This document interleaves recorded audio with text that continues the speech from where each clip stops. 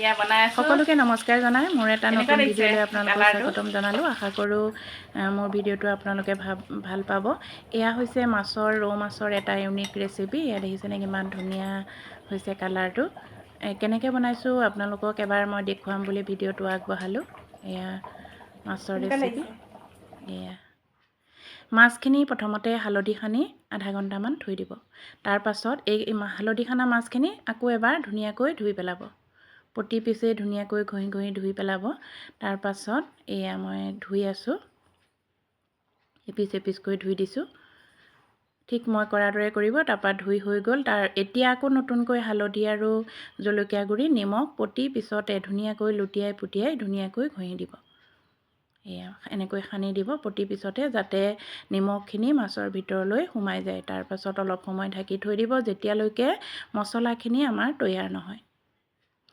এতিয়া মাছখিনি ধুনীয়াকৈ মই ভাজি ল'ম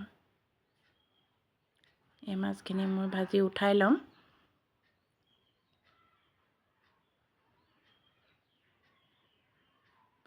মাছখিনি মই ভাজি উঠাই লৈছোঁ এয়া আপোনালোকে দেখিছে খুব বেছি ভাজিবও নালাগে আৰু খুব কম ভাজিবও নালাগে তাৰ পাছত এখন পেনত কি কৰিম পাঁচফোৰণ শুকান জলকীয়া আৰু গৰম মছলা অলপ একেবাৰে কম জুইত ভাজি ল'ম ভাজি লৈ গোটেইখিনি মিক্সিত মিহি কৰি ল'ম এনেদৰে বেলেগ চব্জি বনালেও আপোনালোকে এইটো মছলা এনেকৈ মছলা দিবচোন খাবলৈ খুব বেছি ভাল লাগে গোটেইখিনি এতিয়া আপোনালোকে গৰম মছলাৰ পেকেটত কি থাকে জানে গোটেইখিনি ধুনীয়াকৈ কম জুইত ভাজি ল'ম যাতে দেই নাযায় লাহে লাহে লৰাই থাকিব তাৰ পাছত মিক্সি জাৰত দি মই মিক্সি জাৰত দি ধুনীয়াকৈ মিহি কৰি ল'ম এটা খুব ধুনীয়া ইউনিক মাছৰ ৰেচিপি মাছৰ কাৰী খুব ভাল লাগে খাই এয়া মই মিক্সিত মিহি কৰি লৈছোঁ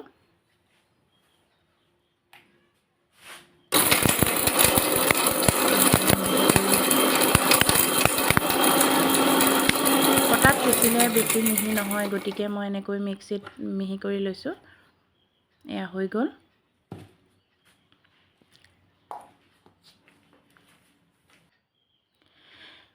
পাৰ্টিৰ কাৰণে বা কিবা খানা থাকিলে এনেদৰে বনাওঁ মই কিন্তু ঘৰত সাধাৰণভাৱে বনাই থৈ দিওঁ এতিয়া মই আদা নহৰু কাজু কেইটামান কেঁচা জলকীয়া শুকান জলকীয়া এয়া বিলাহী ধুনীয়াকৈ কাটি লৈছোঁ আৰু এখন শুকান কেৰাহীত ধুনীয়াকৈ ভাজি লৈছোঁ এয়া দেখিলে নহয় আদা নহৰু কেঁচা জলকীয়া তেজপাত শুকান জলকীয়া পিঁয়াজ আৰু কাজু 4টামান কাজু নিদিলেও হয় অপশ্যনেল হয় এতিয়া মই ধুনীয়াকৈ এনেকৈ ভাজি লৈছোঁ পিঁয়াজখিনি ডাঙৰকৈ ভাজিলেও একো নাই কিন্তু আপোনালোকে মিহিকৈ পিহনাত দিও ল'ব পাৰে এনেকৈ কিন্তু ভাজি ল'ব লাগিব শুকান কেৰাহী মই তেল দিয়া নাই আপোনালোকে দেখিছে মই এনেকৈ ধুনীয়াকৈ ভাজি লৈছোঁ জুইডাল কমাই দিব যাতে দেই নাযায়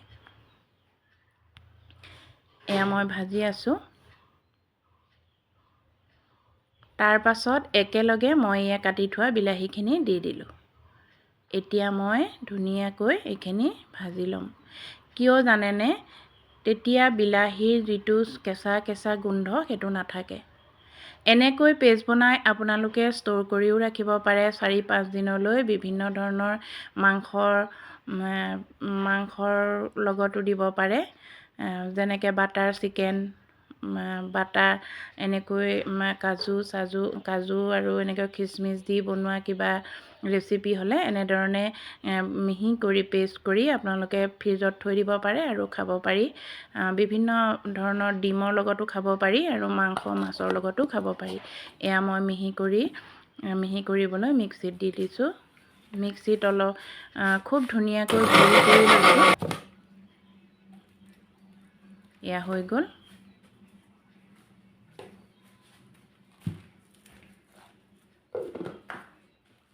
খুব ধুনীয়াকৈ মিহি কৰি ল'ব তেতিয়া তৰকাৰীখন খাই খুব বেছি ভাল লাগে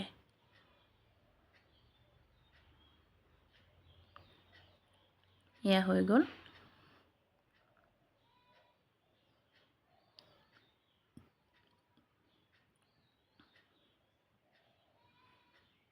এতিয়া মই কেৰাহীখনত যিখিনি মাছ ভজা তেল আছিল তাতে নৰসিংহৰ পাত দি ধুনীয়াকৈ ভাজি ল'ম। কিয় জানেনে নৰসিংহৰ পাতটো কিয় দিব লাগে? তেতিয়া বিলাহীৰ কেঁচা কেঁচা গোন্ধটো তৰকাৰীখনত নাহে। নৰসিংহৰ পাত দিলে যিকোনো তৰকাৰীখনৰ গোন্ধটো বহুত বেছি ধুনীয়া হৈ পৰে। তাৰ পাছত মিহি কৰা যিখিনি মছলা আছিল সেইখিনি মই দি দিছোঁ। ধনিয়া গুড়ি, জিৰা গুড়ি অলপ দি দিছোঁ, আন্দাজ মতে আধা চামুচ, আৰু অকণমান চেনি দি দিছোঁ যাতে কালাৰটো ধুনীয়া হয়। এইখিনি মই এতিয়া ধুনীয়াকৈ ভাজি ল'ম। তাৰ পাছত সৰহকৈ ভজা শুকান জলকীয়া দি দিছোঁ। সৰহকৈ ভজা পিঁয়াজখিনি দি দিম। এটা সৰু বিলাহী আছিল সেইটোও দি দিছোঁ। এইটো একো নাই বাৰু। তাৰ পাছত কেঁচা জলকীয়াও দিম। মই ধুনীয়াকৈ ভাজি ল'ম। আৰু মাছ ভজা তেল অলপ আছিল সেইখিনিও মই ইয়াতে দি দিছোঁ যাতে ফ্লেভাৰটো ধুনীয়া হয়।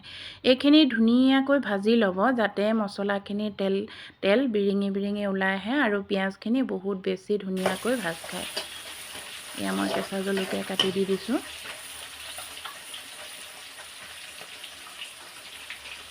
ভিডিঅ'টো দীঘল যদিও আপোনালোকে ধুনীয়াকৈ চাব, তেতিয়া মাছৰ কাৰীখন ধুনীয়াকৈ বনাই খাব পাৰিব। এতিয়া মই এই মছলাখিনি দেখিছেনে কম হৈ গৈছে আৰু বিলাহীৰ পেষ্টখিনি দিয়াৰ লগে লগে নন ষ্টপ আপোনালোকে হাতাৰে লৰাই থাকিব। মই এতিয়া চাব, মই হাতাৰে একেবাৰে লৰাই থাকিম। অকণো ৰৈ নিদিয়াকৈ লৰাই থাকিম যাতে বিলাহীখিনিৰ পৰা নিজৰ তেলটো ওলাই আহে। ইয়াত দেখিছেনে মই লৰাই আছোঁ আৰু তাত তেলখিনি ওলাই আহিছে। এটা খুব ধুনীয়া ৰেচিপি আপোনালোকে ট্ৰাই কৰি চাব। আৰু এতিয়া মই উতলা পানী দি দিছোঁ। উতলা পানী দিব, নহ'বা উতলা পানী যদি নিদিয়ে ঠাণ্ডা পানী দিয়ে তেতিয়া টেষ্টটো নুঠে। ইয়াত আচল টেষ্টটো নুঠে। এতিয়া মই ফ্ৰাই কৰি থোৱা মাছখিনি দি দিছোঁ। মাছ দি আকৌ এবাৰ লৰাই দিব। ধুনীয়াকৈ উতল আহিলে নমাবৰ সময়ত ধনিয়া দি নমাই থৈ দিব। নমাই দিলোঁ। তাৰ পাছত এতিয়া মই ধনিয়া অলপ দি ধুনীয়াকৈ লৰাই দিম। এয়া প্ৰায় হৈ গৈছে। এয়া মোৰ হৈ গ'ল এটা ইউনিক ৰৌ মাছৰ ৰেচিপি। এনেদৰে নতুন ভিডিঅ' লৈ আপোনালোকৰ ওচৰলৈ আকৌ আহিম। এয়া দেখিছেনে? আজিলৈ আহিছোঁ। ভিডিঅ'টো কেনেকুৱা পালে জনাবলৈ নাপাহৰিব। বাই।